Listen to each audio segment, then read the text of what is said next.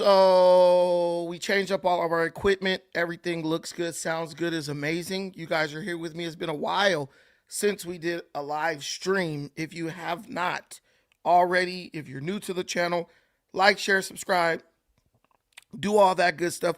Let all your friends know we over here cooking, okay? But we got to get directly into this situation with these, I need to find a good way to say that, house niggas. Um, I am a conservative black man. I'm heterosexual. I like women, and I voted for Donald Trump, just like every other heterosexual black man in America. And Donald Trump decided to join Israel in bombing Iran. And like most other black people on the planet, I don't give a damn because it has nothing to do with me, right? But I do support my country and the president of my country and trust him to make the right decisions.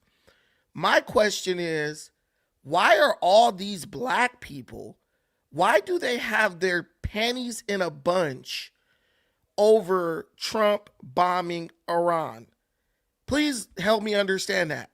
Why are black people out here caping and crying for a bunch of Islamic slave masters who just a couple hundred years ago had you in chains, and whatever happens to them? Like, I don't give a damn. Not only are the people of Iran against these mullahs, or whatever you want to call them, America's against them. But I don't understand why the black man has to cry, bitch, and moan for everyone who's ever oppressed him, while sitting up telling us that we should be going to war with whoever oppresses us. I don't get it. I don't get it. Well, I do get it. And I'm going to tell you why that's happening. And I think to explain why that's happening, we got to start with one question. Why do black Americans hate Donald Trump? Black Americans hate Donald Trump not because Donald Trump has done anything to them. They don't hate Donald Trump because he's like mean to them or evil towards them. You might say, oh, they hate Donald Trump because white liberals told them to. That's not why. Black America hates Donald Trump because Donald Trump is a constant everyday reminder of the failure of black America as it relates to our continued undying loyalty to the Democrat Party, even though they don't give a damn about us, don't do anything for us, and right now, as we speak, are actively engaged in replacing us. They told me that the replacement theory was a myth. They told me that Project 2025 was lying to me about the Great Replacement, and that it was all a joke and it was all a hoax, and that I should vote for Kamala Harris, a woman who was totally fine with letting 20 million illegal criminal alien migrants into this country, and said no, I can't think of anything when asked on The View if there was anything that she would have done different from Joe Biden during his presidency. See, we've all continuously been lied to. And now that some of us have woken up and decided, you know what, we're walking away from people who want to use us as the vehicle for replacing us. You ever heard about someone having a job and they have to train their own replacement? Have you ever heard that? Like someone gets hired to take your job, maybe making a bit less money, but they expect you to stay on for a couple of weeks or months to train that person on how to replace you. That is exactly what the Democrat Party is currently doing with black America. They're literally making you train your replacement. And if you dare walk away from them or abandon the party before you're done training your replacement, they're going to shame you, call you a Nazi, call you Hitler, or let's be real, they're just going to call you a nigger, because that's exactly what they call black people who don't agree with them. Has anyone ever noticed that the liberal, especially the white liberal and his black lapdog, they love and support everyone as long as they're not a Republican. They love blacks as long as you're not a Republican. They love minorities as long as you're not a Republican. They love women as long as you're not a Republican. They love the LGBTQ as long as they're not Republicans. As long as they're not conservatives and as long as they agree with every single thing the Democrat Party has decided to get on board with for this week. And the worst part is when the Democrat Party decides to change their mind. If you don't immediately do mental gymnastics so that your mind, what you think fits along with what they think, or what you think goes along with their latest pivot, they turn on you. They turn on you. But they want me to believe that Trump is bad and that Trump deciding to bomb Iran should be a deal breaker for me, right? Understand something. I love the comment from Crenshaw Grinder. Yes, the Persians were worse than the Arabs, 100%. 100 Xerxes and those dudes? Dude, thousands of African slaves. Thousands, millions. I don't understand why any black person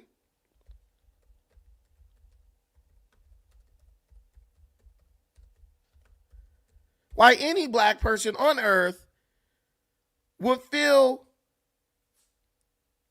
in anything for this situation. The part that I feel is good is that people who are hurt and oppressed are being liberated, right? People who are hurt and oppressed are being liberated. That's the only aspect of it that I connect to.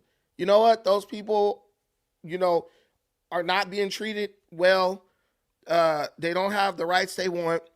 So I'm happy as a black man for anybody who is being freed, right?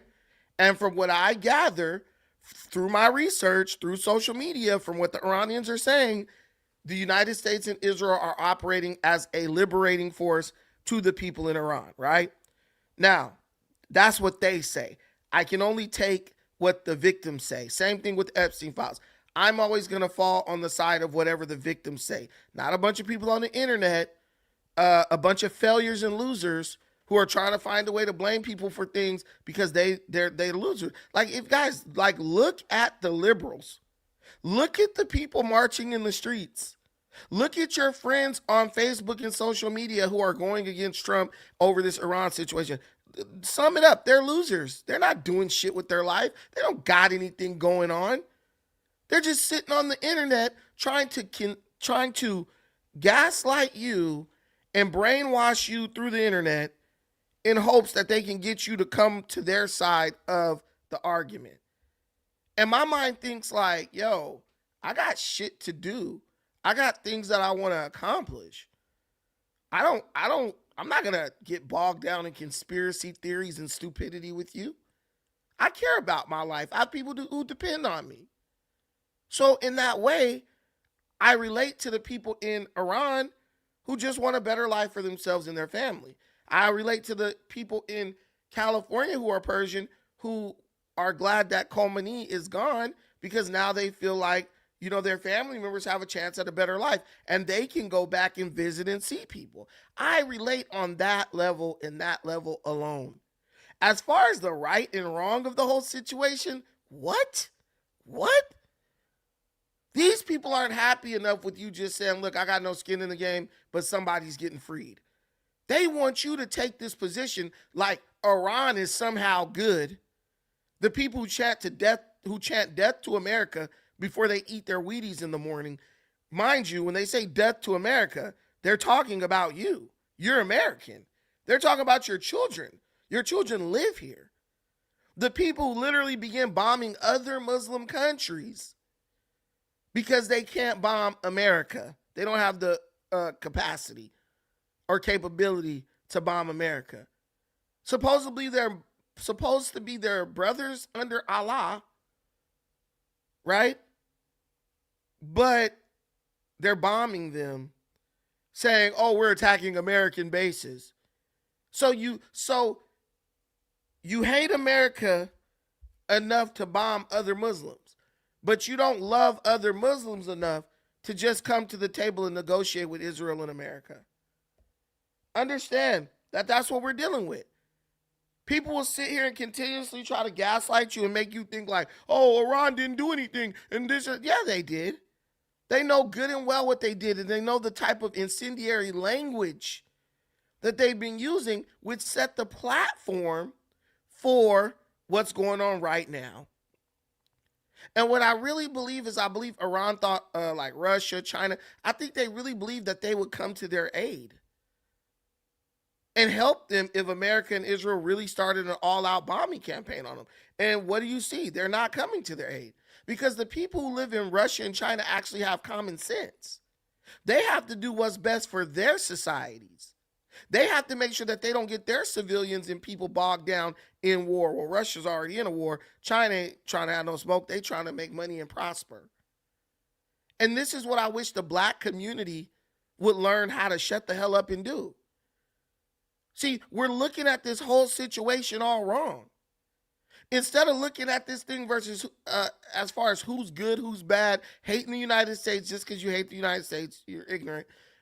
How can you use this to your benefit? That's the way I look at everything. How can I use this to my benefit? And if you're not thinking about it like that, then you're not even in the game. You're not playing, and nobody should really listen to you. Because one thing, when you listen to these people, guys, and they get on the internet and they're trying to shame you and gaslight you, and they're trying to tell you you're wrong, and, oh, Trump, and you're doing it, and Israel is using the United States. They always try to paint that type of picture, like Israel is somehow manipulating the United States into, listen, bro, Israel can't manipulate the United States into doing shit. Israel wanted to continue bombing Gaza until there wasn't a person left. Trump said, stop the fucking missiles, and they had to stop. He told both of them, stop the missiles, and they both had to stop. But you know what the United States is doing? The United States is doing what at least Donald Trump believes is in the best interest of the United States. See, you notice how you don't hear any of your politicians really speaking out against this? You got the few, Bernie Sanders, AOC, these ones. But do you see the establishment, Democrats and Republicans? You notice they're not even saying anything? Because there's some type of vested interest that the United States has in that region that they felt bombing Iran would be able to fulfill or to help them meet or reach. And that's the way you have to start thinking of this as an African American or black person. Forget this shit about right or wrong. Forget this crap about, oh, who's on the right side morally. How can you make this benefit you? Because I promise you, that's exactly the way the United States of America is looking at it, and that's exactly the way the even the rank and file people within Iran are thinking of it. Someone's just sitting there like, dude, I got an opportunity to become Ayatollah now. There's another guy who's sitting there thinking, man, we got an opportunity to overthrow the Ayatollahs and take over, and we can be in charge. That's what's going on. Power is going to change hands in Iran, one way or another. And the people who are intelligent in Iran, they're thinking of how they can get a bigger piece of that power, a bigger piece of control. While you sit on the internet and argue morality and who's right and who's wrong, they're sitting up trying to count up the booty. And I don't mean the gay kind that you like. I mean the kind that, money-wise, financially. The only people who don't seem to be on that type of timing are black people. Black people across the globe. We're trying to be the fucking morality police over who's right and who's wrong, and they're over here dividing up the freaking take. What are you going to get? I don't give a damn about anything going on in Iran because I ain't Iranian. But I do understand that there might be some money to be made. There might be some investments that we can get on top of. But we don't even think about it like that. All we're thinking about is who's right, who's wrong, so we could fucking finger wag while we murder each other in our neighborhoods with impunity. You had all these black people talking about, why is Trump doing that? He's starting a war. Dude somebody got annihilated outside Marathon Burger. Black people didn't even care. But then we want to try to convince the world on the internet that we have this sacred reverence for life. We don't. Somebody got murdered at the Marathon Burger on the grand opening. I drove past Marathon Burger today. Motherfuckers lined up trying to get a cheeseburger.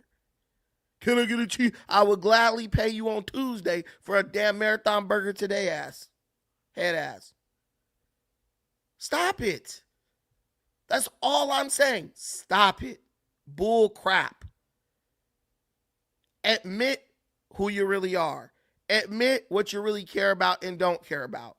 The minute you do that, you're going to be able to move forward. But sitting up playing this role, no one believes you anymore. We have the internet now. People understand exactly where black people stand when it comes to crime and violence. We literally walk down the street and scream, defund the police just so criminals can run free in our community. Am I wrong? Just tell me, am I wrong? Am I wrong? Oh, we care about the Epstein files. You don't give a damn about no Epstein files. All you can do is try to weaponize the Epstein files against Trump because white liberals told you to.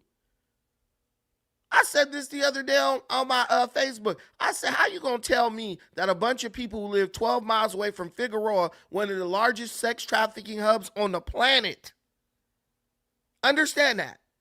If you live in Los Angeles or Long Beach, you live about 10 miles away from Figueroa, one of the largest sex trafficking hubs on planet Earth. There are hoes out there getting trafficked right now as we speak. We can go to Figueroa and chicks is out there naked, booty, butthole naked right now. School hours, standing out there selling their ass. And they pimps is out there somewhere around ready to whoop their ass if they ain't out there. But you're going to try to convince me that you give a damn about the Epstein files? Dude, I know I got a Negro right now on Facebook who literally was a pimp putting hoes on the corner on Figueroa, screaming and hooping and hollering about the Epstein files. If I'm lying, I'm flying. If I'm lying, I'm flying. I got a nigga who was a true pimp, smacking hoes up, all that. Hey, can y'all close that window? Smacking hoes up and all that. On the internet today, right now, on Facebook, screaming, hooping, and hollering every day.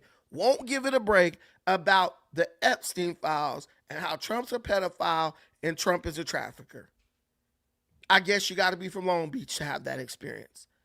I'm looking at those. I damn near blocked this nigga. I said, what? Not the ism. Not pimping. But this is the world we live in. People will do the shit they're accusing you of doing and feel like somehow they are morally on the high ground in some way, shape, or form. But it is what it is. Why are black people worried about their former slave masters? Persians, big time African slave traders, big time Persians participated in the Indian Ocean slave trade heavily, importing Africans from Tanzania, Mozambique, Malawi, even Uganda, through the Persian Gulf directly to Iran. Heavily.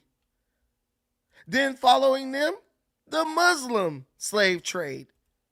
The Muslim slave trade. You already know what they did. The Muslims were so cold, if you were a male slave, they cut your wiener off. Then you couldn't even procreate. They didn't even breed you. They said, we don't want these, we want these mongrels off the earth. Once they die, they're done.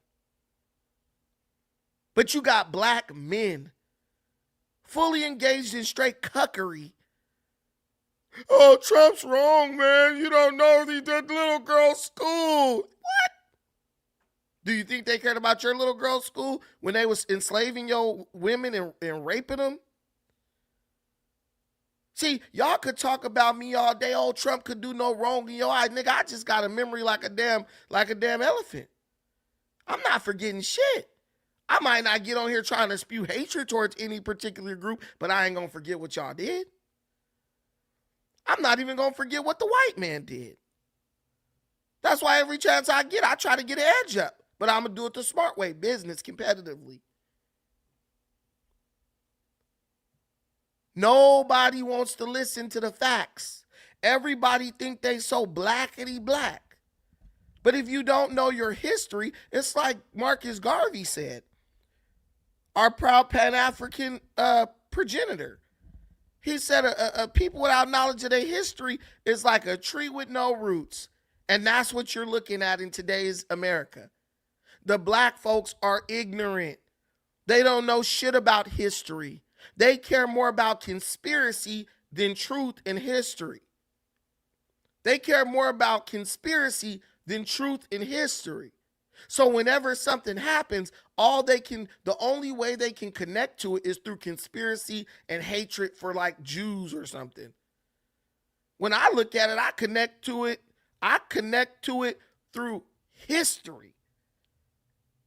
I'm not going to get up and cape for them, because when I needed them to cape for me, they put me in chains.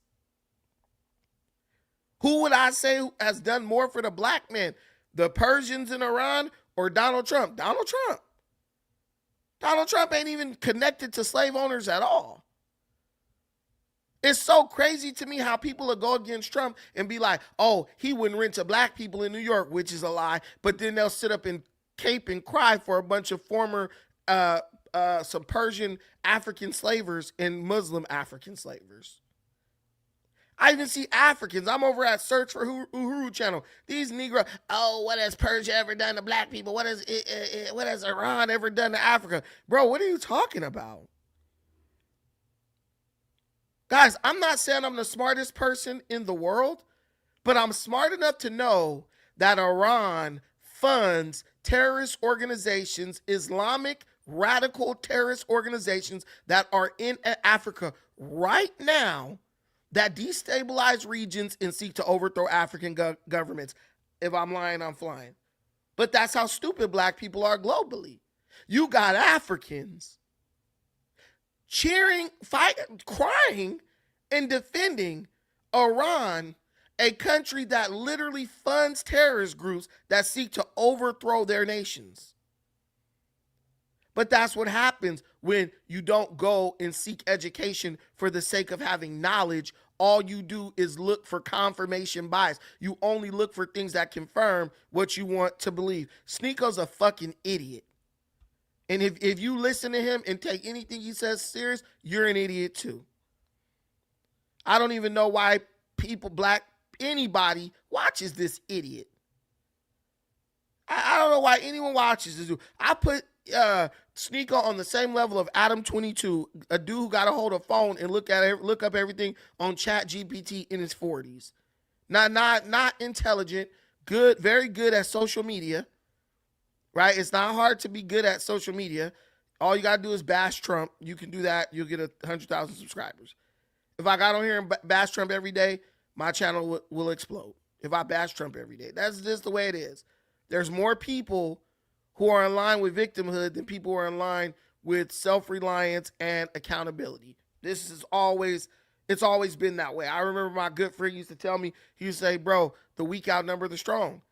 And that's what we're looking at now. Guys, there's a link in the comments. If you want to come up, give your opinion on this topic. My question is, I'm asking why. If you know why, I want you to come up here and tell me, hey, Brandon, we're defending Persian slavers and Muslim slavers from getting bombed into oblivion by Donald Trump and give me the reason. And I'm telling you, the only reason is because white liberals told him to. And the black man and woman and child in America are loyal like dogs to the white liberal in America. It's just the way it is. The way it's always been. It's been that way for decades. And now that some of us are breaking free and not being loyal to them, We're calling them out and checking them at the gate. Our own people are mad and turning against us. Our own people rather separate themselves from us than wake up and realize that they've been hoodwinked and bamboozled just like the ancestors told us. I'm not mad about Trump bombing Iran. I'm happy that it happened. I'm like, good. They still talking shit? Bomb them. One thing I don't like is a shit talker. And that's exactly what Ayatollah Khamenei was. Just a shit talker. Oh, I'm going to bomb America. I'm going to do this. Just like that dude over there in North Korea. But you know, Trump went to North Korea. And Trump was able to talk and negotiate with this dude. You can't even talk to this guy in Iran. He's so emboldened.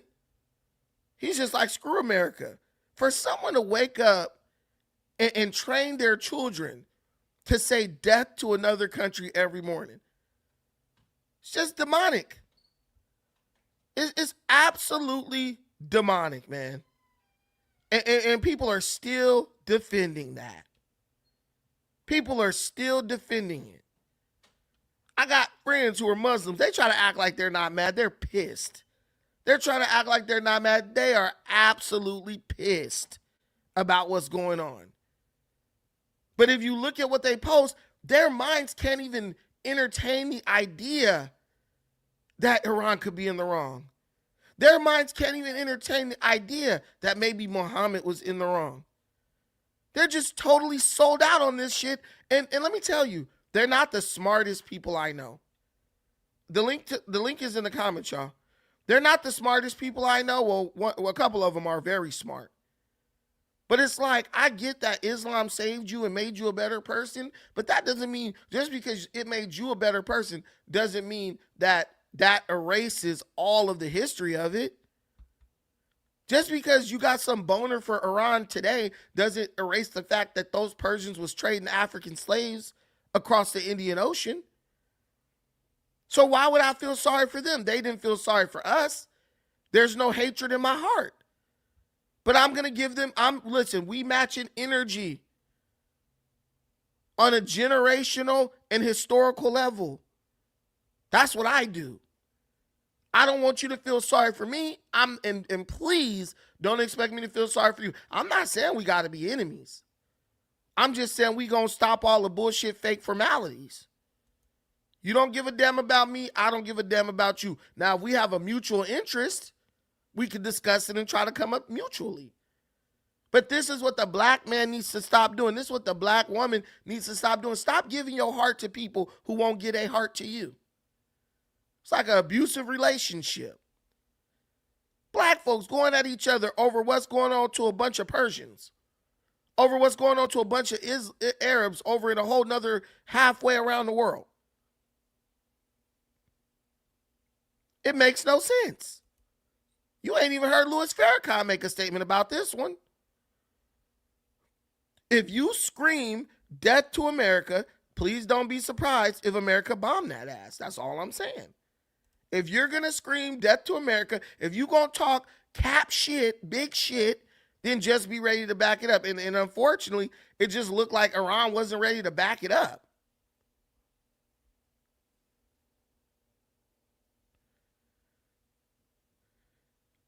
It just looks like they were not ready to back the shit up. I'm sorry.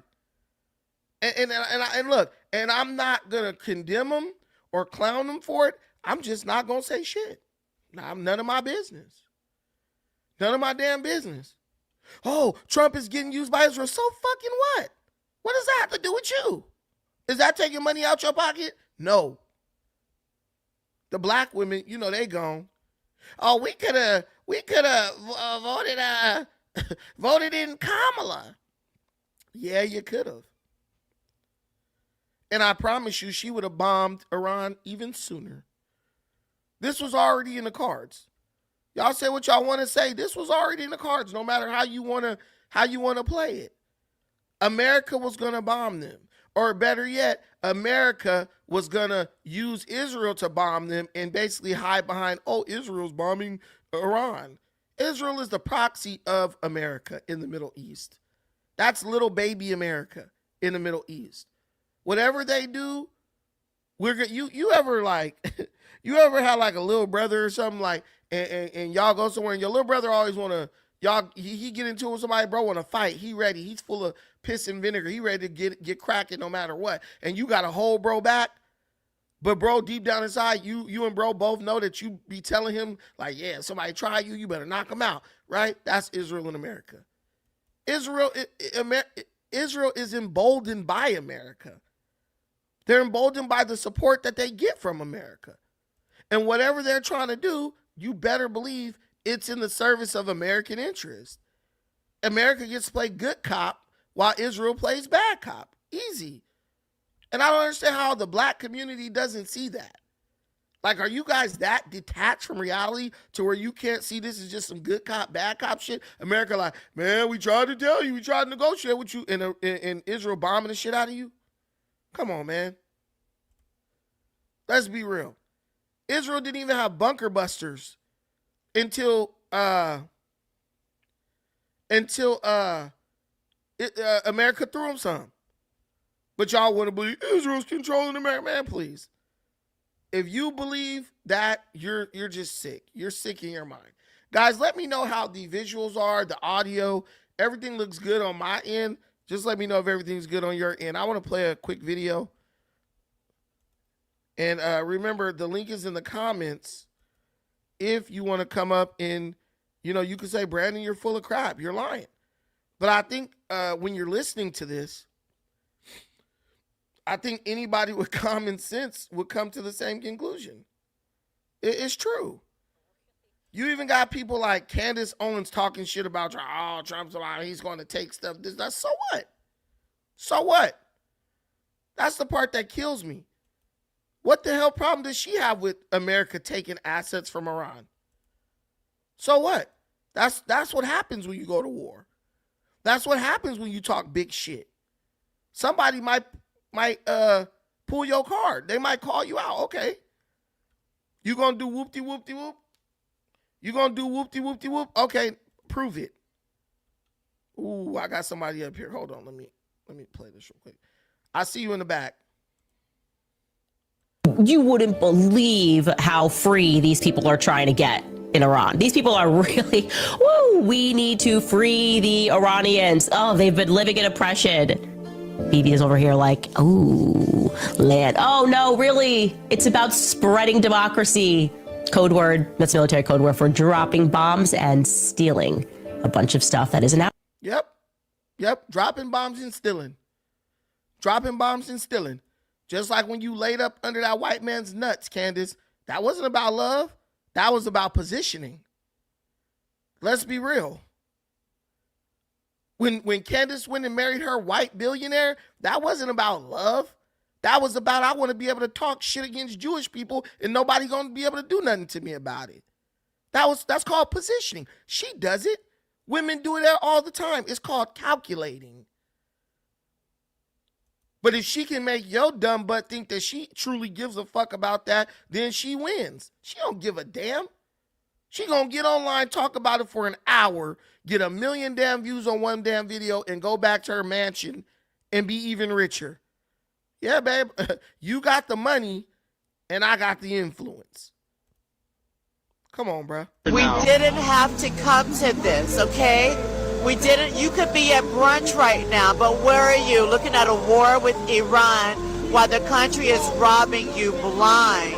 We had 2 competent, overqualified women, and we chose the mediocre white man every single time. Yeah, and so black women, oh, you could have been at brunch. That's all they think about. You could have been at brunch. Oh, look at them robbing you blind. No. The person who robbed us blind was Joe Biden with his vice president, the qualified black woman, Kamala Harris.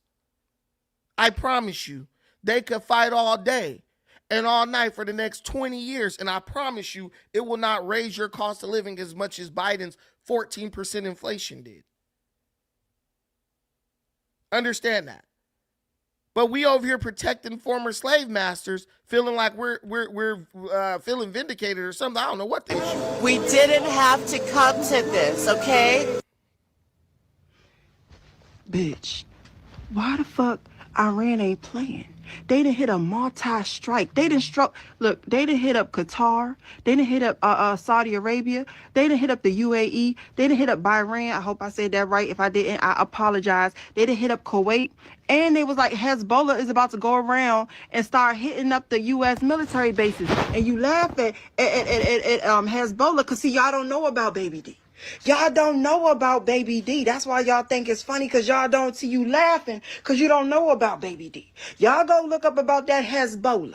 Go look them up, okay? We don't got...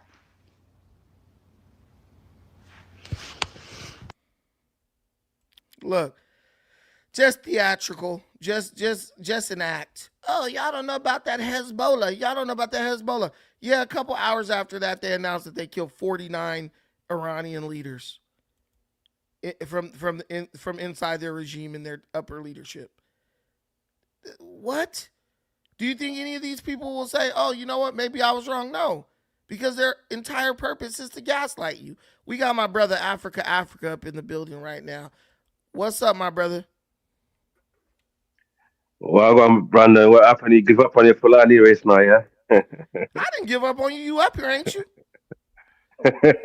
No, I said you give up on the Fulani. You're no longer a Fulani warrior then.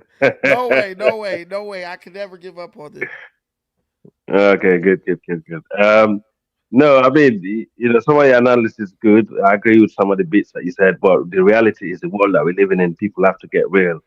That's, each and every country and every nation representing their own interests, and that's how the world has been for the last how many years. The only thing I can say about the Middle East, since the history began in the Middle Eastern region, they've always been, prone to conflict.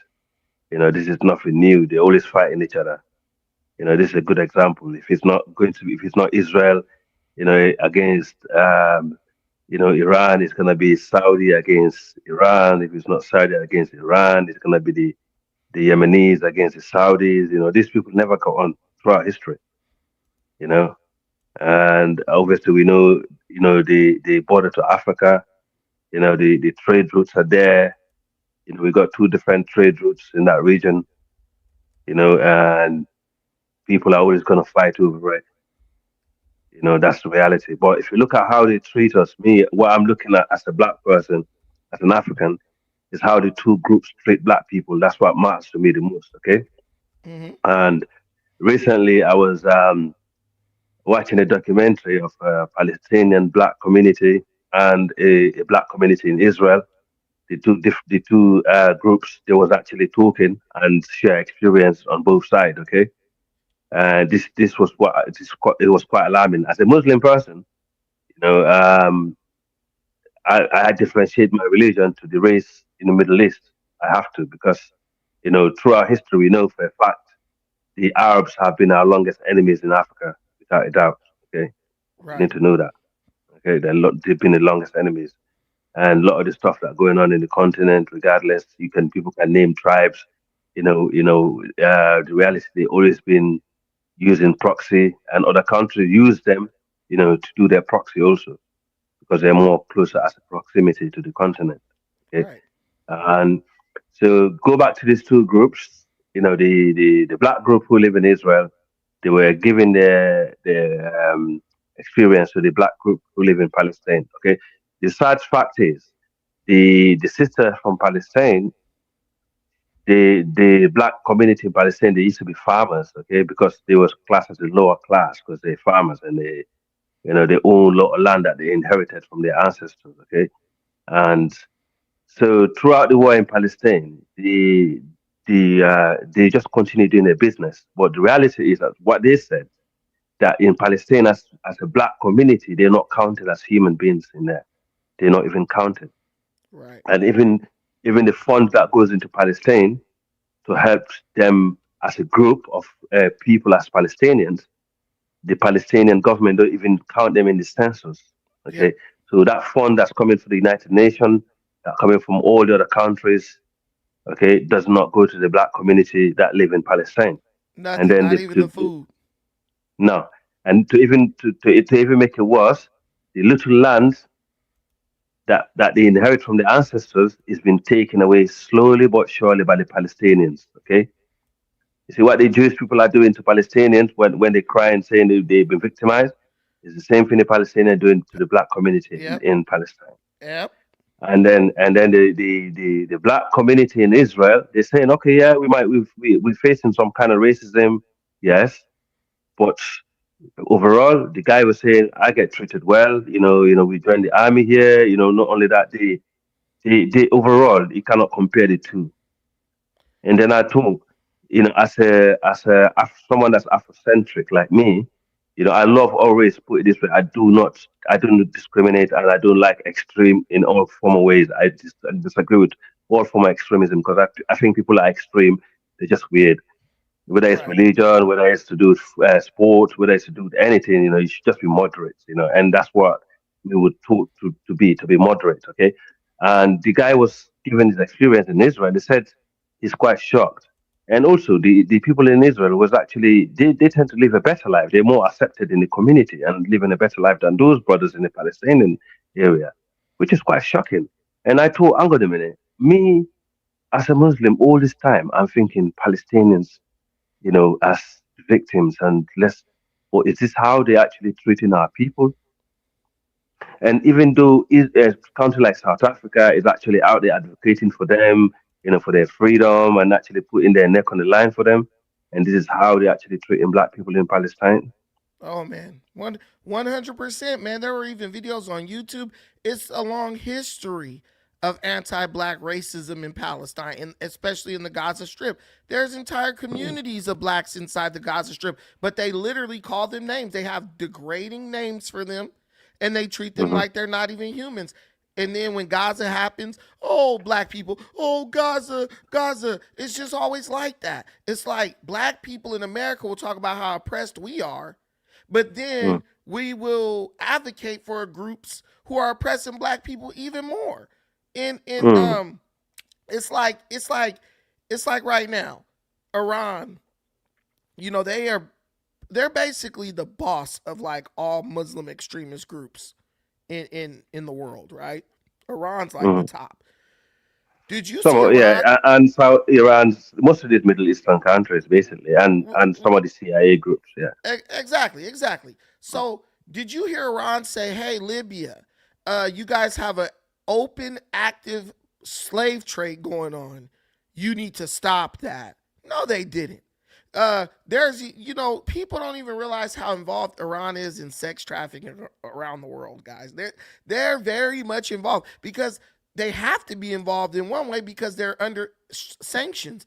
And if you guys don't know anything about sanctions, once your country is sanctioned as heavily as Iran, the only way for you to survive as a country is through the black market.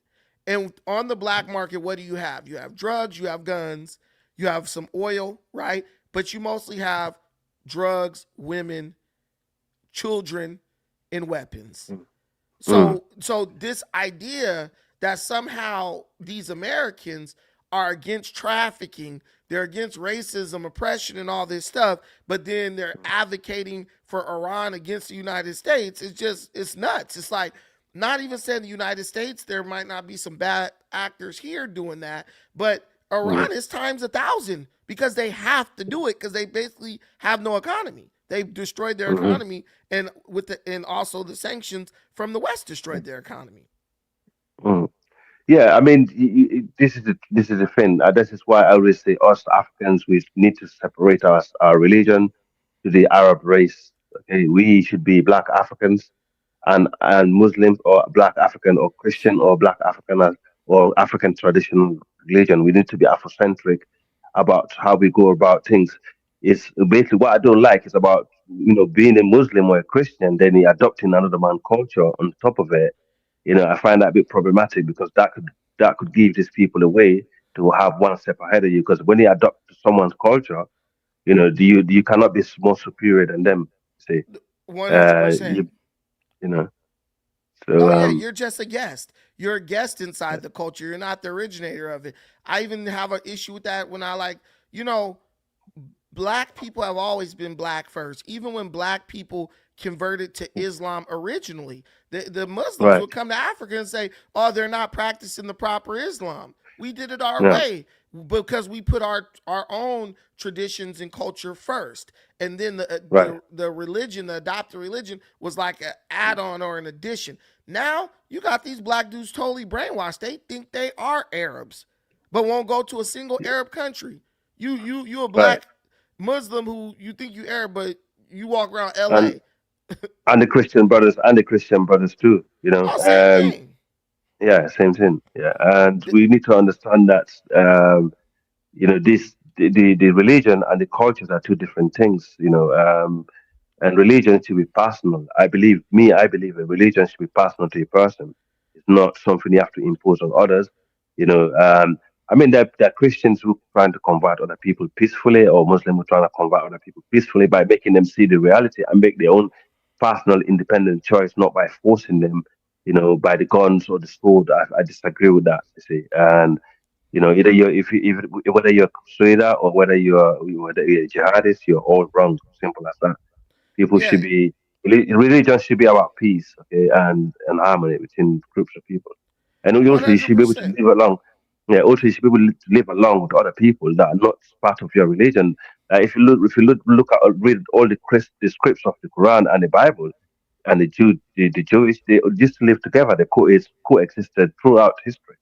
Yeah, So what's wrong with what is going on with this former extremist type of religion today? And also we're supposed to be the civilized nation. We are more exposed to technology and information than ever. It's just strange how we're becoming less tolerant than some of our people who lived in the dark ages. It's crazy. I don't get it. yeah.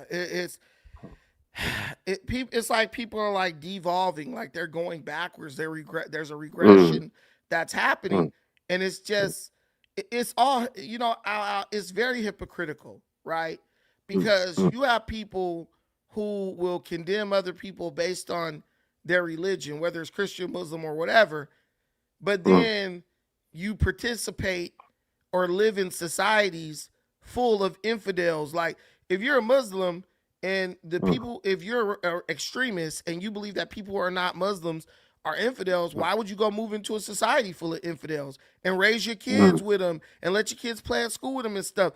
And the mm. same thing is if you're a Christian, if you're a hardline Christian and I don't Yeah. believe in intermixing of faith and all this stuff, well, why would you live in a community of Muslims or anybody? You should go live in a colony of just your own. So the Mm, internet, YouTube, etc. These things are bringing people together, and you're either going to mm, use it to gain an understanding of your neighbor, mm, or you're going to mm. use it to vilify and condemn your neighbor. And a lot of people are Yes. just using it to vilify. To be Yes. real, I'm gonna be Mm, honest with you right here. mm, mm, The Ayatollah in Iran and all the mullahs, this is an outdated system and an outdated way of thinking. That's the problem overwhelmingly. See, when you have people in Iran celebrating this guy dying, all of that is not because people feel oppressed as far as religion. Most of that is just people feeling oppressed because they can't live their life and do what they want to do. You're an 18, 19-year-old kid growing up in Iran. You don't want to be living in a place where the internet is cut off every time the leader gets mad and you can't leave the country and go travel and see things. You have a phone which gives you a window to the rest of the world, but you can't even go out and experience it because you just so happen to be born in the wrong place at the wrong time. That's what people are really revolting against, Al. It's not even the religious stuff. It's not even the historical stuff. It's just the mm. fact that why is our quality of life so much less than everyone else's when we live in one of the most oil rich countries on the planet, where we live in a place Right. with smart people, a amazing history. I mean, let's be real. Iran was like it's a place that once was on par with the West. Why are people there having to live like a third world country just because their leader can't get along or because he wants to scream death to America every day? That's what they're Yeah. revolting against. One man Yeah. putting his hatred before the good of the entire country. Yeah, because you're making a good point, because if you look at between Shia and Sunni, the Shia tend to be more liberal than the Sunni Muslim. In fact, they tend to be more tolerant. You're allowed to do more things. But obviously, the leader of the country are not behaving like that. They gone extreme, and so it just show how politicians will use religion in this day and age to control their people. And to be honest, it's been an old game from the Middle East. It's where they use religion as a political tool. Islam is a good example of that, because years ago Islam used to be about science, research, because the mosque was a place to go and learn. It's not a place to worship, because you can worship anywhere you are. Okay, but then they changed that. The Arab people changed that concept to a place of worship, more like politics. Okay, and Let and also that there are scripts also that tells you about the Middle Eastern people. To get love from them, it's like trying to get the water out of a rock. I think yeah. So what let me they hmm, let me take advantage of you being here, my brother, because you're so okay. knowledgeable. We have one person saying, but it's countries in Africa that are not Muslims that circumcise their girls. Why? Lala, there are certain tribes that practice female circumcisions. There's no country in Africa where female genital circumcision or female genital mutilation is legal. That is outlawed in every country in Africa. But there are certain tribes that still practice it. That's a tribal thing, not a national Yes, thing. Go ahead. Am that's I right. wrong about that, Al? Yeah, you're right. It's not even a religious thing at all. It's a traditional thing. It's very tribal. It's been in the continent and also a lot of countries over the years, and I think it's something that should be stopped anyway. Well, Female FGM is not in Islam, just to make that clear. no, no, So no, yeah. no, it's not. And 100%. also, Go ahead. yeah. Sorry, yeah, and also, do you know? I was doing my research recently, okay, because a lot of focus has been put into Islam and Christianity, or the Abrahamic religion. But the one of the religion I find really disturbing is Hinduism, because if you look at Hinduism, they actually are the only people that still believe in slavery in a mass scale. They actually enslave more people. About 10 million people in India are currently still slaves under the Hinduism, because they practice that. It's part of their beliefs. Okay, and that could be due to the caste system. And Yeah. also they have the highest uh, young m- young children marrying send off to get married in the world. So if you look Yeah. at if you compare Hinduism, Islam, and Christian in the Abrahamic religion, I think Hinduism by far outnumbered out um, basically outnumber the two Abrahamic or three Abrahamic religion when it comes to those things like slavery and child marriage. Yeah, 100%.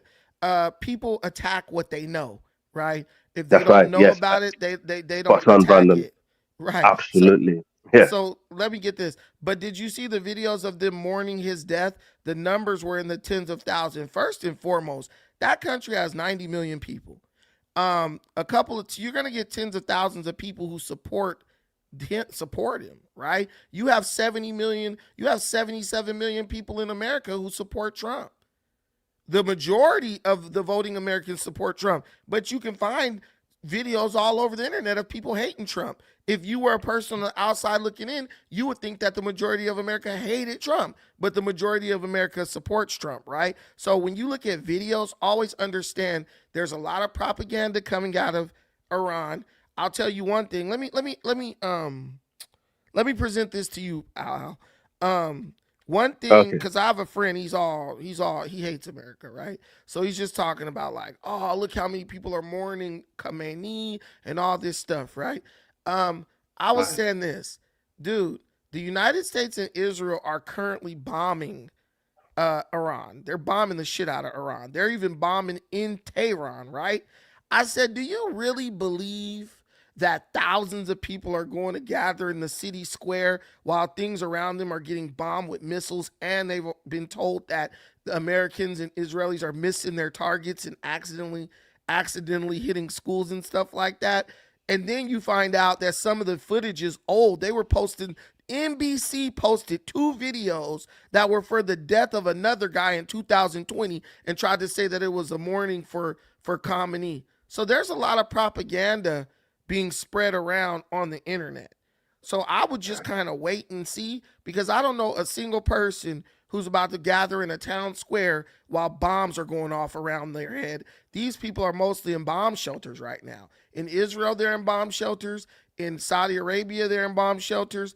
In UAE, they're in bomb shelters. And in Iran, they're in bomb shelters. So tell me, how are you getting tens of thousands people to hit the streets in the middle of indiscriminate, it seems like, bombing from Israel and America? I'm not buying that crap. You're gonna have to convince me that that's happening. What do you think, Al? Yeah, I mean, to be honest, the Middle East, they that's why I said we have no dog in this fight, Brandon. The Right, Middle right, Eastern, we don't. I think us as African descent, we should stay away from it, and and let them get on with it. That's my best. That's my advice to every African, and in fact our African leaders, because we don't have any power, we don't have any dog in this fight, and we know for a fact. I don't know if you know this, but most of the problem that we're facing in the Sahel today, where a majority of my people, the Fulani, being recruited in this jihadist movement, is because of the same Arab people who decided to, forcefully enter the land, recruit our kids to go and fight for them, and actually kill our own people and stuff like that. Because when they get to their point, when they achieve their goal, they will actually wipe you out as well, regardless if you're Muslim or not. This is the problem. So we need to look at Libya. And Libya is still very hostile towards black people. They're very, and places like Morocco. Look at what happened in Morocco in the African Cup of Nations, how they treated the Senegalese team. And look at how the Algeria is still behind the problem in Mali. So and these people are Africans, by admixture.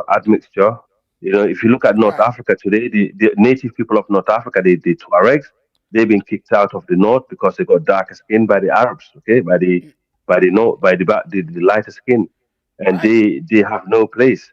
Yeah, people don't understand this. When the European divided Africa, they asked the Tuareg, where do you want to go? Do you want to stay with the north or the south? The Tuareg said, we want to stay with the south because we are more brothers with them. They're like, okay. So the north, the lighter skin north, started marginalizing the Tuaregs, and now the Tuaregs feel like they've been marginalized by black and the light skin. That's why they're kicking off. So the reality is, these Arab people that we call neighbors, they're not our friends, they're not our brothers. They always had problem with us for some reason. Um, so we don't have a dog in this fight, Brandon. Something need to be, someone need to educate our people, and through our history, we gave them home. The Moroccans, for example, I'll give an example. When Alfonso the Great chased our people out of Spain, that was the Fula, the Soninke, and the Tuaregs who conquered Spain. And the Fula emir, the first emir of Morocco was a Fula guy.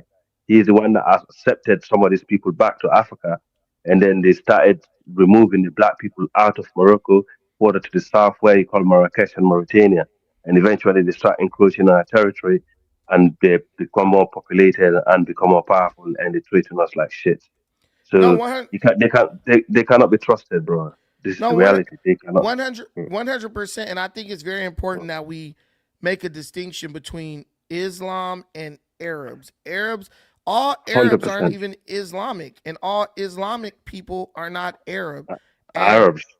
Arabs, they victimize people who are also Muslims within Right? Africa. They still discriminate based on color, skin, and all that Thank you, stuff. sir. And one thing I would say about the Arabs, one thing I don't like is they'll try to use Islam as a way to Hmm. get you to let your guard down, and then they'll Hmm. still act hot in a hostile way towards you. But Yes. I think people are starting to catch on.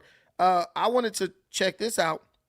So the Gulf states are on the verge of acting against Iran over reckless strikes across the region.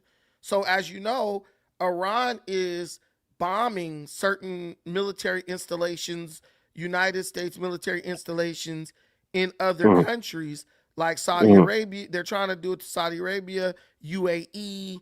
Qatar, I believe Kuwait, they've shot some missiles over there.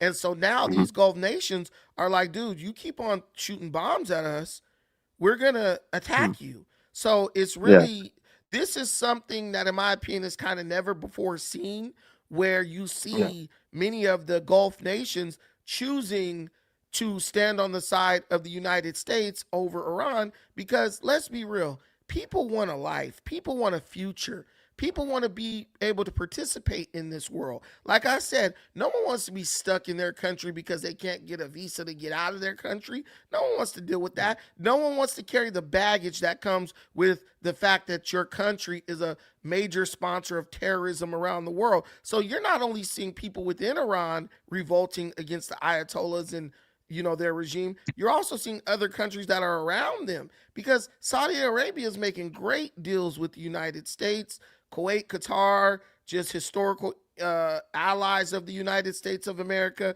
and Mm. they're literally like, we want to be safe, we want to live in peace, and you, Yeah. because you want to retain this hostility towards the West, you're putting all Mm. of our lives in danger. And it's almost as if Iran is willing to take out other Muslims in the name of hurting America. But the problem is, if you kill 100 Kuwaitis, that doesn't hurt anyone in America. No one in America even Mm-hmm. probably can find Kuwait on a map. So how does Muslim on Muslim violence help Iran Exactly. further its Mm. mission against the United States? Yeah, Brandon, it's basically Shia and Sunni. Okay, they're two sects of the religion, and they never got on, since time began.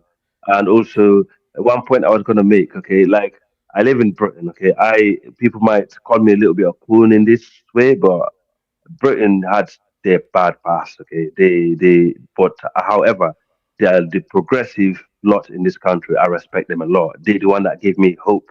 Living here and having my children being brought up in this country, who gave me the opportunity, which I'm really grateful for. If you look at the city where I live, there are a lot of abolitionists, people who fought against slavery. Okay, who actually make sure the slavery was put to an end. People like Wilberforce, who are my heroes, and I think black people should actually, start thinking about the white people also who died, who fought hard for black people to be freed as slaves, because we don't Hey, do that a lot. hey, Yeah.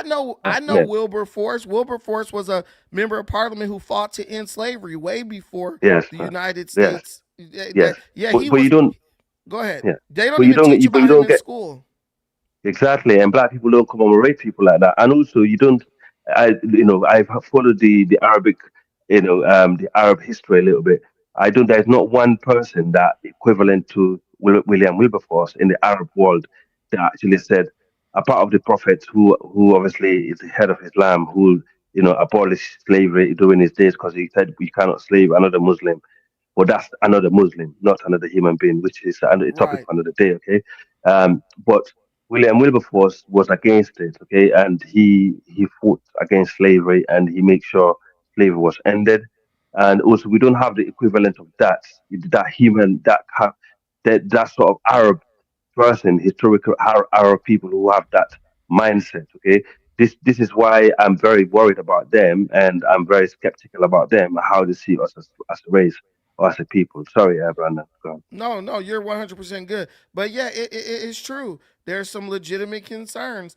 And the thing, yeah, Wilberforce, yeah, he literally just died in Parliament trying to free slaves in slavery. That guy was a champion for the Yes. abolition of slavery, even before it really caught on in the United States. So yeah, I do know who Wilberforce is. They have Wilberforce College, I believe, in America. Oh wow, wow. Okay. And also, I go ahead. yeah, also there's in the town center there's areas where people used to have like secret meetings, to end slavery. And those days, if they catch you doing it, you're gonna get hanged. So there's people that lost white people that lost their life also in helping black people. Yeah. So we should Well, have that. Yeah. so there's William Wilberforce College in Ohio in the United States. Oh wow, wow, Yeah, yeah. wow. It's Try and in visit. Wilberforce University is in Wilberforce, Ohio. So they actually have a city named after him as well in Ohio. Wow. Yeah, see, America, cool, right? but Yeah. so yeah, I knew about him. I knew about that guy a long time ago. I read about him, but not because I learned about it in school. I used to just like to read a lot when I was younger, Yeah, and I history. read about, Hmm. yeah, you got people like John Brown. The dudes, white people gave their life for slavery. I wouldn't say that that's cooning or anything. That's just real, and Mm. that's what I encourage, our people to do. Like, low key, get real. It is Yeah. like, I was talking about this to one of my friends earlier today, and they're just like, black folks love fantasy, right? My wife was like, black folks love a story. We love a good story, whether it's true or not. We love a good story. Maybe because Yeah. we come from a group of people that had a lot of oral history, and we pass things along through oral history. But you have to get real. You have to get on timing with the real world at some point. And the real world is Yeah. moving forward, and people are out here trying to take and get what they can. So walking around with Yes. this like sense, this, like, I would even call it a false sense of morality, is actually crazy, because if we had all this morality, our neighborhoods would look different from the way they look. We wouldn't be dealing with the shit we're dealing with, like what happened at the Marathon Burger the other day, where someone gets killed at a damn grand opening right in my city, right around the corner. So there's a Wow. lot we need to work on. There's a lot that needs to be done. But as far as I'm concerned, I'm still going to bet my cards with the United States of America. I still believe this is one of the freest countries in the world, where people have rights, and people have a right to think and believe the way they want to, and they don't have to risk reprisal. I know that that's not the case in Iran, right? So when they ask me, well, No. who do you think is the good or the bad? I'm not going to measure it based on the leader. I'm going to measure it based on the people. And I know that in America, you won't get pulled off the street because you're dressed a certain way and killed. You won't Mm. get pulled off the street and killed because of you believe a certain way, or that just doesn't happen in America. So if you ask me which society I'm gonna prefer to live in, America over Iran. But I hope they can get it together over there. What are your final thoughts on it, my brother? Yeah, I mean, as you said, we need to know who our true friends are. We need to know who our real enemies are, and we need to work on that. And as people, whether it's Trump, whether it's the UK, America, China, Russia, all these countries, we need to see where our interest lies. And basically, all we want is peace and development for our people and our future generation to come. And if we can have that, what else is there for us? That's the bottom line. We need peace. We've been in struggle as a race for so long. We need that time where we can take a breather now. Imagine being running throughout your life, that you're not been given a break to stand and, or sit down and take a breather and have a glass of water and say, look, it's worth running all this time. We suffered a lot, from different groups of people around the world. And it's about time things change for us, and but that is only going to come if we unite as people and looking at what is best for us. And we need to build a different system, that work for us, because obviously what we have seen throughout history, what we have done, what our ancestors did, it did not work. Okay, it's Right, obvious. We need to have good educated people, good minds, people with good intention. We need to have think tanks. We need to have strong lobby groups around the world, and so on. This is the only way we can move forward as people. And we need to protect our continent from people that are coming in, brainwashing our people, and obviously bringing all kind of destructive things to the continent and killing lives and taking our land. That's all I gotta say, Brandon. Thank hey, thank you so much, my brother. I appreciate you. Thank you so much for coming up. you. And don't forget to keep the Fulani spirit, bro. For Keep the sure. Fulani All spirit. day, every day. All day, every day. Hey guys, so we are, man, shout out to my brother Al for coming through and dropping some wisdom on us. But guys, we're gonna talk about a couple more things. If you're not I have some other things I wanted to cover, some different stories that some are entertaining, some are funny. Guys, don't forget we have a challenge going on right now. We are trying to get 5 contributions of at least $5 or more on the super chat at the bottom right hand corner. You will see a dollar sign. You can click it and leave a donation, or you can donate via Cash App or Zelle or PayPal. Cash App or PayPal at the top of the screen, pinned to the top of the comments. I appreciate all contributions in advance. And if you leave a super chat, I will read it live on the air. So thank you for that. But meanwhile, we got this lady, if I can find it. We have this lady who has moved to Canada in an attempt to escape oppression in the United States of America. And this is a lesson. I want you to listen. This is a lesson to all of the woke. No one is a criminal on stolen land people, right? This is a lesson to you, because these people are talking about they're leaving America to escape oppression. They're running to Canada, and Canada is basically telling them, you can't stay here. You got to take your bitch ass. Something that I've never done before. You got to take your bitch ass home, and they're shocked. I'm telling you, what people are trying to do in America, which is come here with no visa or overstay a visa and believe under the belief or idea that they should be allowed to just invade America and stay here because they want to. They're idiotic, and this is a perfect example of that. Your woke nonsense only really matters to you. No one cares. Even countries that paint this picture or give you the idea that they're woke, they're not really woke. They're not woke enough to let you violate their sovereignty. And this lady found out the hard way. I'm going to do something that I've never done before on TikTok, which is tell you where I'm located. I'm a scholar of the far right who has fled the United States to Canada, and I need help. Are in the Vancouver or Surrey area with a 1-bedroom, 2-bedroom. Let us know. We can pay rent, but it would probably have to be below market rate. So she's a scholar of the far right, meaning she studies about far right politics. In her mind, somebody like me would be considered far right. I don't believe I'm far right. I don't believe I'm right or left. I believe that I just have common sense and I use it. And I make decisions based on it, like any normal adult or human being. So she's in Canada, Vancouver area, but she doesn't have money to pay rent. She can't afford her rent. So she's a scholar of the far right, can't afford to pay her rent. So now she's asking somebody in Canada to help her find a place to live.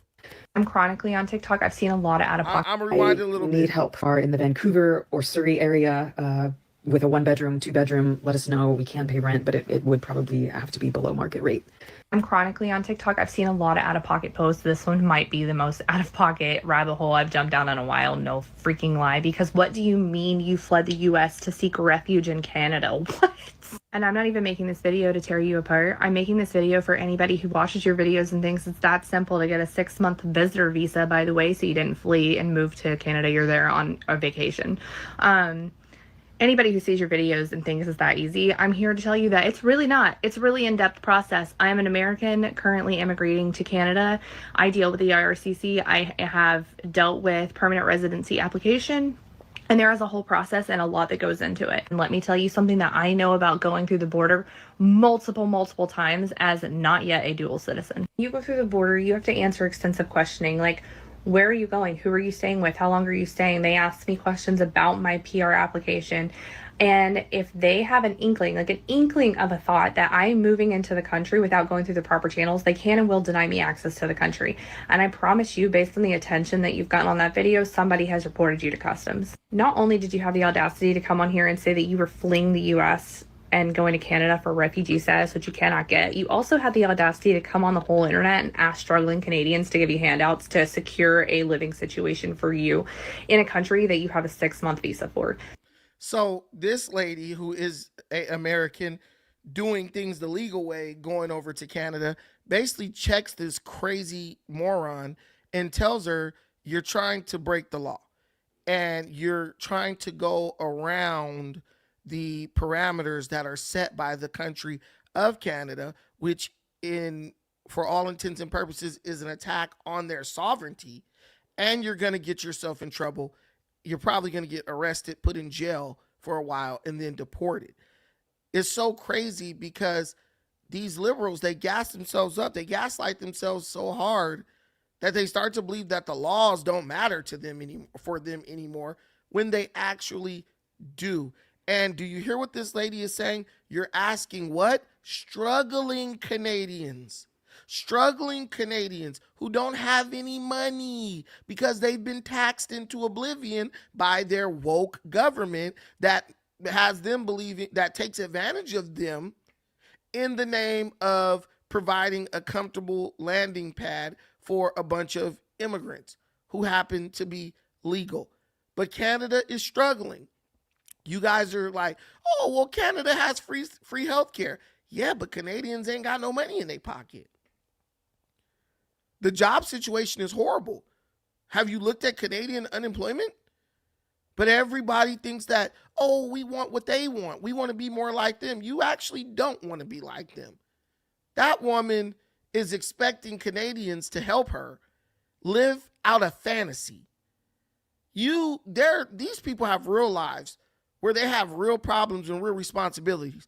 You are in a position to jump up, leave your country for 6 months to a year at a time, overstay a visitor's visa, and then beg them for help. They don't have the money to go and leave Canada and just live in America and violate their visa and overstay their visa, but you need help from them. These people are just disgusting to me, man. It always starts being done for everybody else, but then it always eventually leads right back to where it started with them. And they go from people trying to do for everybody else to straight up beggars asking for a handout. Across the border yesterday afternoon, and we're in an Airbnb now. I don't have a home. My forwarding address is a friend's in America. I only have 6 months to figure something out, but I'm just telling myself over and over again, what if it all works out? She needs to tell herself to take her ass back home. This lady literally has been there not even a day, and she's like, I need somewhere to live. Please help me. This is what I'm telling you. These people are listen, and thus starts the American woke migration to find welfare in other countries. Because that's what it's all about. It's all about, I don't want to work for anything, so I target the rich.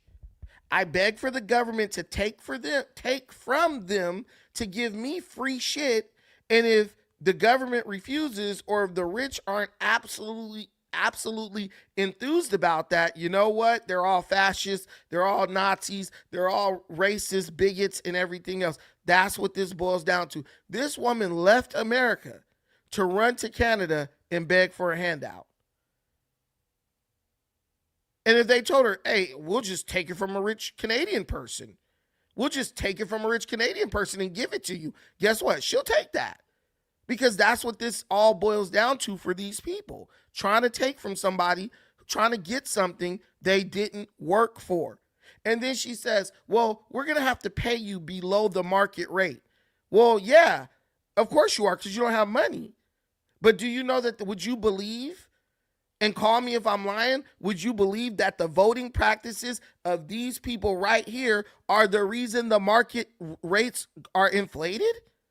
They voted for Biden, which caused 14% inflation. So no one can afford anything, and now they're telling you to bite the bullet so that they could pay what they probably would have paid if they had not voted Biden's senile ass into office. It's absolutely mind-blowing. What if it all works out? Because that's possible too, you know? So many people hate immigrants just because they're different and they're new. Even though we were supposed to be like a country of immigrants, right? Like that's what we said for years. But Canadians seem to still like really embrace that ethos, which is so beautiful. I know that might be changing, and that's why I had to get out so fast, you know? The Charlie Kirk assassination happened, and that was my crystal knocked. I was like, that was it. That was the line. Seeing the response to that, how they blamed trans people so fast, seeing the rhetoric around any political opposition So the side she's on, killing Charlie Kirk, was the moment she knew she needed to leave because the response that trans people received from people on the right. Guys, Charlie Kirk was killed by a man who was in love with a transgender person and thought in his mind he was doing something to defend transgender people. But not a single transgender person was harmed in the name of what happened to Charlie Kirk. Not a single Republican or conservative got on the internet and told people to go hurt or attack trans people because what happened to Charlie Kirk. They continue to try to paint conservatives in this certain light, but really that's who they are. She is not in the least worried about the killer of Charlie Kirk, who was a radical liberal. She's worried about the response that it got from the right. But nothing happened. And that's how you know that these people are absolutely delusional. You left the country not because people on the left are shooting people in the neck and murdering them in cold blood. You left them for having a difference of opinion. You left the country because Republicans and conservatives identified the fact that he was in love with a transgender person and credited Charlie Kirk's murder to the mental instability of most people who are in the transgender sphere. But we didn't do anything to the transgenders about it. We didn't go try to hurt anyone who's transgender.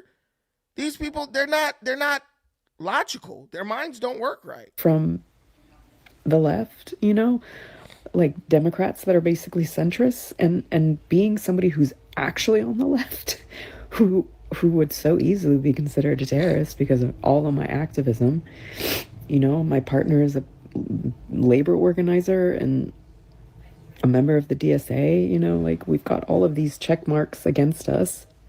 And I study this, right? I study Christian nationalism. I've studied genocide, you know, like I have no illusions that the US is in any way exceptional, that Americans are in any way different. People are like, oh, that could never happen here. And I'm like, it's already happened. Like, what do you think Jim Crow was? What do you Oh my God, man. These people, I study Christian nationalism. This could happen here. And then you ask her, what is her example of it happening? And she goes damn near freaking 50. She goes 50 years ago. Further than 50 years. Jim Crow. She goes 75 years ago. 75 years ago, Jim Crow existed in America. And even then, the white nationalists didn't just go exterminate every black person in America. There was discrimination, right? Jim Crow.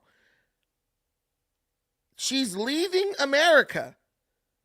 And her number one most recent point of reference is 75 years ago.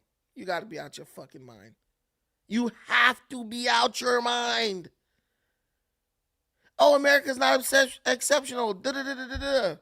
Bro, there are Christian nationalists in America. I'm not a Christian, but I did used to be a Christian, right? But I'm a nationalist. I love my country. There's black nationalists in America. Ain't nothing wrong with being Christian. The Christians ain't the ones bombing shit. Understand that real quick. This country was built on Christian values. That being said, all religions are welcomed in America. You don't see white Christians going to attack people of other races just because they're of another race and because they have a different religion. You don't see that here. And then she even says, "Oh, well, Canada might also be going that way too." These people are just looking. They're in search of a solution for something that's not even a problem.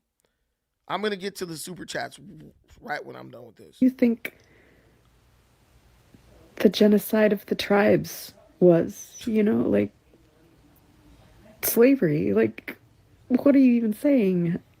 Right? So she's moving to Canada to flee Trump, and she found out that, mind you, wait, hold on.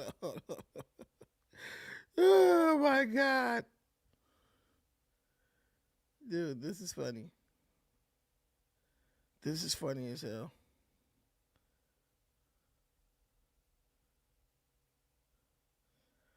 So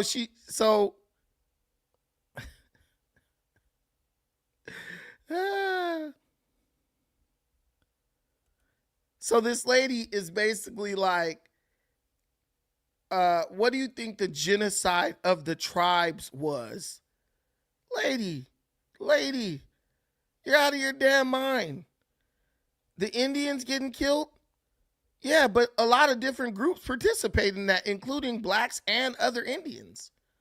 So that's a non-starter. And then she's, oh, slavery. Do you notice that everything she's afraid of never happened to her?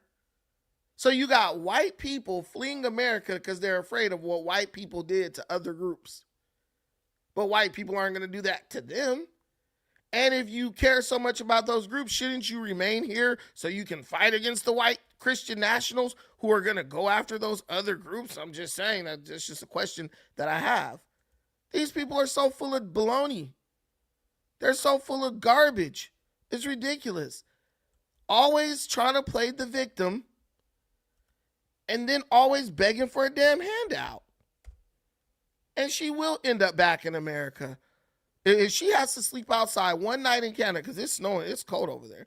If it comes between her sleeping outside in Canada or going back to America, she's going to go back to America. She's going to get a job, and maybe it's going to make her snap out of her delusion. But this lady is out of her doggone mind. And I wonder if her friend who's in Canada is like helping her understand that. It's like, I really do hope her friend who's in Canada is helping her like deal with her crap. Like, girl, you are crazy. You are out of your damn mind.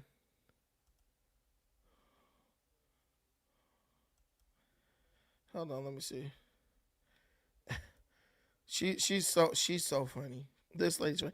I actually found her TikTok page, and I'm gonna share this with you. This lady is out of my mind. I mean, it's out of her mind, out of my mind, not out of my mind, out of her damn mind. All right, she is now apparently a refugee. These people live in cosplay world. I promise you. She is a refugee. She is an American refugee. I can't stop thinking Canada. about what might happen. Let me see. This is day one as a refugee in Canada. We made it across the border yesterday afternoon.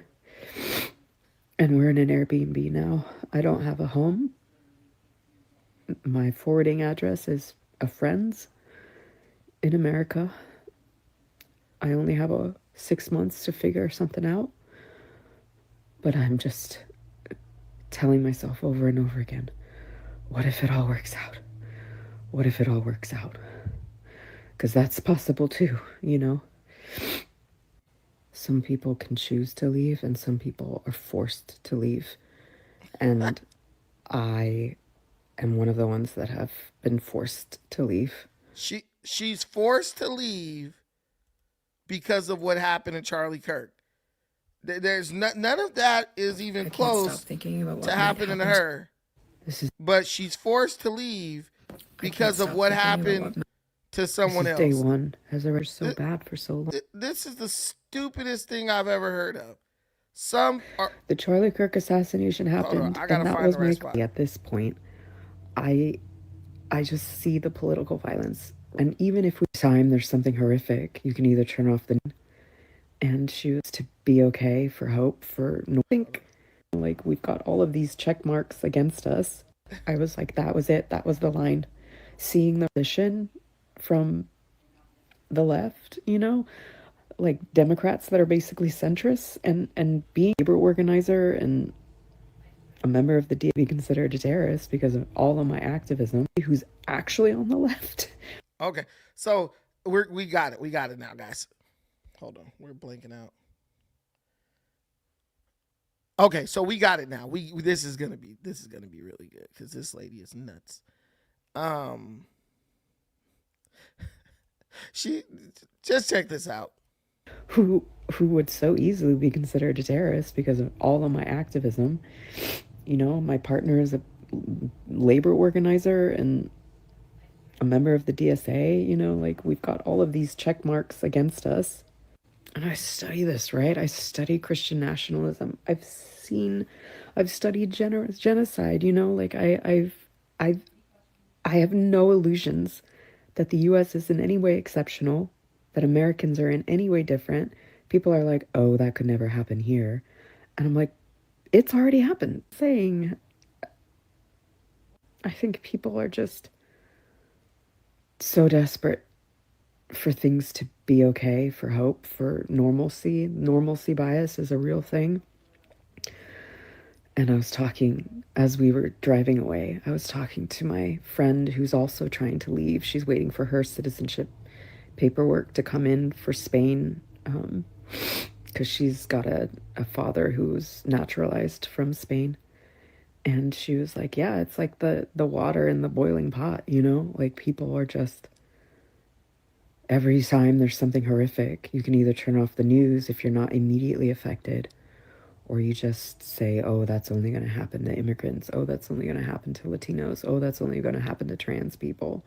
The reality is that once it starts happening, anybody can get in the way. And What is happening to trans people? Can you guys help me understand what they mean when they say something's happening to trans people? Because I live in a neighborhood that has a bunch of trans people and ain't nothing happening to them.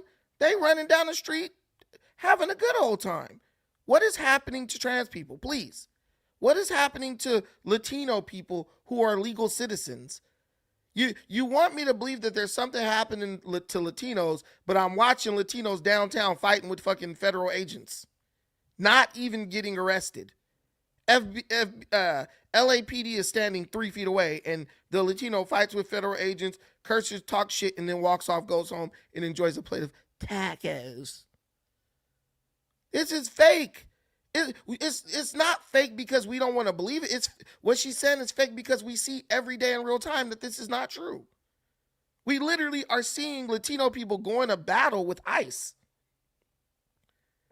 And the people who got killed were white. Renee Good and Alex Preddy, white. Come on, guys. The damn ICE agents are Latinas. And but these people, see, they exist in echo chambers, so there's no one there to point out the flaws in their reasoning. And instead of saying, you know what, let me talk to someone who doesn't agree with me so I could kind of get some perspective on this, I kind of, understand the other side, they just dwell in these echo chambers until they get so gaslit, until they psych themselves up enough to where they do some crazy shit like what she's doing, running off to Canada. even if we don't enter a full-blown civil war, which is likely at this point, I just see the political violence ratcheting up. You know, even just the randomness of the violence ratcheting up. And the reality is that, like, even if Trump hadn't gotten elected, what future is there in America? What career could I ever have had as a sociologist who studies far-right extremism? You know? So she wasted her time on a useless degree, and she's like, the political violence, bro. The political violence is only coming from one side. The political violence is only coming from one side. That's literally the left. But she's so afraid. Like, I'm so afraid of what those other guys might do versus what we're actually doing. And what life can I have with this meaningless degree that I got? It sounds to me like a bunch of buyer's remorse. But never once does she question the validity of her reasoning, of her position. That's the biggest problem. Her position that she's taken is the issue. That's what she needs to move from. Move away from leftist radical ideology into normalcy and even centrism. Be in the center. Look at both sides. But I don't think some of these people are capable. But you guys can go check her out. She's at Nope. Her TikTok is Nope Brigade Zero on TikTok. Let me get to these super chats really quick. My brother, Comma Classical, in the building. Not gonna lie, on the surface, they make it seem justice to take over Iran. Iran, the only credible reason to fight Iran is because of nuclear weapons. The real reason is because we need resources from Iran. I don't know if we even need resources from Iran. I think America is very afraid that Iran might get a nuclear weapon. And I think that I don't think they're afraid I don't even think they're afraid that they're going to use the nuclear weapon. I feel that America is afraid that Iran will have like leverage if they get a nuclear weapon, kind of like North Korea. I don't know if I don't know if North Korea even has nukes. I think they do, but basically North Korea has to be permitted to exist because they have the nuclear option. So you can't really do anything to them. You're basically, your hands are tied because they'll say, hey, if you invade us, we're going to just launch this bomb and kill a bunch of people, right? So that's what I think America's afraid of. I think that's why they're afraid of Iran getting a nuclear weapon. And Iran knows that. But when you're chanting death to America every damn day, I wouldn't want you to be able to have a nuclear weapon either. Because they say America's just doing this because Israel. Well, they're chanting death to America as well. So I kind of think we have an interest. Laughing like Sagat, my brother. Oh, thank you, my brother, Climate Classical, for the $20 holler. Laughing like Sagat, black people need to stop being the Trojan horse for radical causes. Instead, focus more on education and economics. Man, 1,000%. Black people need to stop trying to be the lead dog in the morality brigade. Because we can't argue morality with anyone. But what we can do is get some money and get educated. I think if black people pursued education, it would change the way we thought about a lot of things collectively. My girl, Mary Ellis Eagle Eyes, in the building once again. Shalom, Brandon. Thanks for having the Fulani brother on the ground. As for the lady that fled, she's a clown. These people with oppressed mindsets are fools to me. What's up, chat? Taking my walk and listening. I hope you enjoy your walk. Get it in. Get it in. We went on a walk this morning. It was good stuff. Man, walking be crazy. You know what's crazy about walking when you hit one of those like unexpected hills? You never realized it was a hill because you drove down it so many times. And then when you walk, you're like, yo, this is a little hill, man. It's a little incline and decline. Damn. Burning those thighs. Trying to get these hips together. You know, I got these wide hips. But guys, yeah, I think we'll end it there. We've been here for an hour and a half. Y'all know it's all love, right? I want y'all to come back. But before we meet again, I want you guys to go check out some of the other videos that I posted. Please check them out. Share them if you feel inclined to do so, or if you like what you're hearing. I'm posting a lot more pre-recorded content. That's the way of the future, but I'm definitely always going to be here with my people on these wonderful live streams where we get to have a good old time. We're trying to get our views together on the live stream. I don't really know what's going on with my live stream views, but I think a lot of people like stop watching my channel because they didn't agree with my positions on things. But guys, listen, I'm always going to just keep it true. I'm not here to please. I mean, if you're entertained by the things I'm saying, that's cool. You know, that's dope.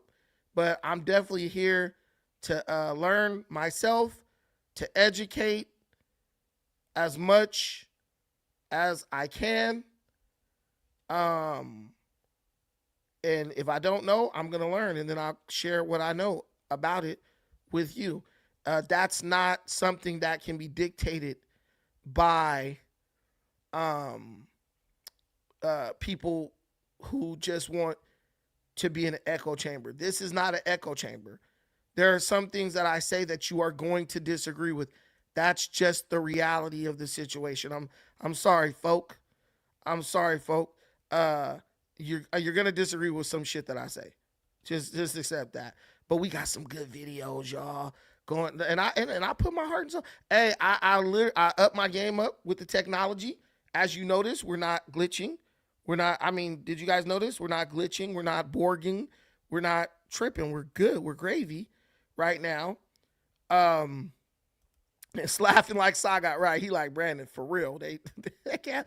Hey, but I can only be me. I can only be me. But it is what it is. You know what I'm saying? I'm from the city. You know, I got tough skin, and I'm not tripping. But you know what? As they find that not too many channels are offering what I offer, they be back. So yeah, we got one you guys got to check out right here about the Baltimore mayor. He's being investigated. People are saying that he's been stealing money, misusing funds from his P card, not that P card, his procurement card that allows him to buy things, cover expenses that are incurred through during his service as the mayor. Okay, here we go. And then we got something about the guy who killed the 3 people in Austin, Texas. That was wild. Definitely a little bit worrying because of the whole situation that's unfolding in Iran. And we also got, oh yeah, Candace Owens, I played some of that today. Hey, go check out my one, Trump. Trump went Super Saiyan on the Iranian leader, spent the block on him, took him out. Yeah, but go check it out. And like, share, and subscribe if you haven't already.